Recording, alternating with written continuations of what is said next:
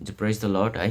एन्जलको बारेमा भन्नुपर्दै गर्दा चाहिँ हामीलाई प्रायः जस्तो हामीलाई कन्फ्युजनमा हुन्छ कि एन्जल्स हुन्छ कि हुँदैन, अथवा यो रियल हो कि फेक हो, अथवा एन्जल्स हुन्छ भने एन्जल्सले कसरी काम गर्छ, एन्जल्स हुन्छ भने अनि कसरी हामीले त्यसलाई नदेखेको अथवा कसरी हामीले त्यसलाई फिल नगरेको है। तर प्रभुको वचनले के भन्छ भन्दाखेरि मेरो प्रजा चाहिँ ज्ञानको कमीले नष्ट भएको छ।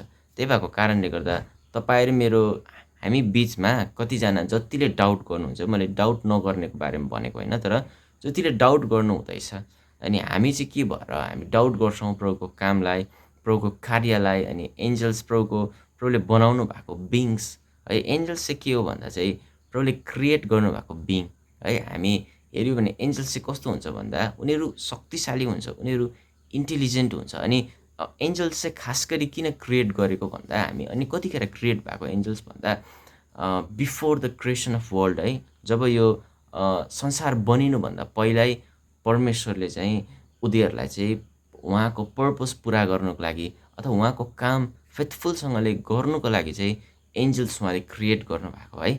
अनि अहिलेको समयमा पनि एन्जल्स धेरैपल्ट व्यक्तिहरूसँग काम गर्छ। अनि म एउटा कुरो क्लियर भन्नुपर्दामा हामी बाइबलले के भन्छ भन्दा हरेकलाई एन्जल्स दिएको हुन्छ है। एन्जल्सले चाहिँ के गर्छ भन्दा एन्जल्सले चाहिँ हामीले हराएपछि मात्रै काम गर्ने हो। एन्जल्सले उनीहरूले कहिले पनि आफ्नो हिसाबले काम गर्नु सक्दैन। उनीहरूलाई कहिले पनि आफ्नो इच्छाले काम गर्ने मतलब अथोरिटी, त्यो अधिकार उनीहरूकोमा हुँदैन है। एन्जल्स चाहिँ प्रभुको पर्पस, प्रभुले अराएको कुरा गर्ने अनि तपाईँ र मेरो कुरा मान्नुको लागि चाहिँ एन्जल्स क्रिएट भएको। अनि एउटा कुरो चाहिँ याद गर्नुहोस् है, एन्जल्स चाहिँ तपाईँ र मलाई मिनिस्टर गर्नुको लागि प्रभुले क्रिएट गर्नुभएको हो एन्जल्स चाहिँ। तर हामी कतिखेर उनीहरूलाई हराउन सक्छौँ, हामी कतिखेर उनीहरूमाथि अथोरिटी हामी प्राप्त गर्न सक्छौँ भन्दा जब तपाईँ र म त्यो लेभलमा पुग्छौँ, अनि जब तपाईँ र म त्यो प्युरिटी अनि त्यो होलिनेसको लेभलमा पुग्छौँ नि, तब चाहिँ तपाईँ र मैले हराएपछि त्यो उनीहरूले हाम्रो कुरा मान्छ क्या त।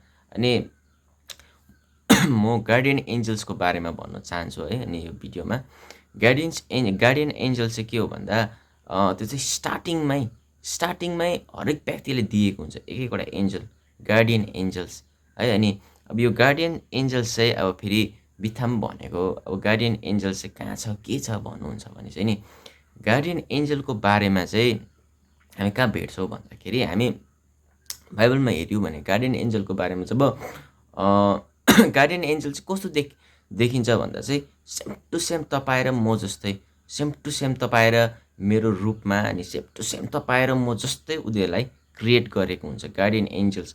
तपाईँको एन्जल्स तपाईँ जस्तो देख्छ अनि मेरो गार्डियन एन्जल्स म जस्तो देख्छ। अनि हामी धेरैपल्ट भिडियोतिर रिल्सहरूतिर पनि सुन्छौँ गार्डियन एन्जलको बारेमा है। अनि हामी धेरैपल्ट फेक हो, गार्डियन एन्जल कहाँ हुन्छ, के यस्तो कहाँ हुन्छ भन्ने सोच्नुहुन्छ भने चाहिँ यो चाहिँ रियल हो है।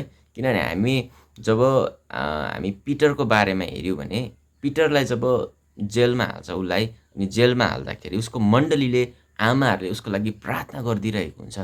अनि एउटा कोठामा बसेर प्रार्थना गर्दा गर्दा जब पिटर त्यहाँबाट चाहिँ त्यो जेल तोडिएर प्रभुले एन्जल्सले उसलाई निकालेर जब त्यो ठाउँमा जान्छ अनि उसले दैलो ढकढक गर्दा एउटा स्त्री उसलाई हेर्नुको लागि आउँछ। त्यो दैलोमा को रहेछ भनेर हेर्नु आएर उसले च्याएर हेर्दाखेरि त अनि उसले के भन्छ, पत्रुस आएछ, पिटर आएछ भनेर ऊ सबैलाई भनिदिँदाखेरि उनीहरूले के भन्छ, होइन पिटर होइन होला, उसको स्वर्गदूत होला भनेर त्यहाँ भनेको छ। तपाईँहरू पढ्नुहोस् त्यो वर्ष खोजेर, त्यहाँ के लेखेको छ भन्दा पिटर आएको होला, त्यो चाहिँ पत्रुस होला भनेर त्यहाँनिर भनेको छ।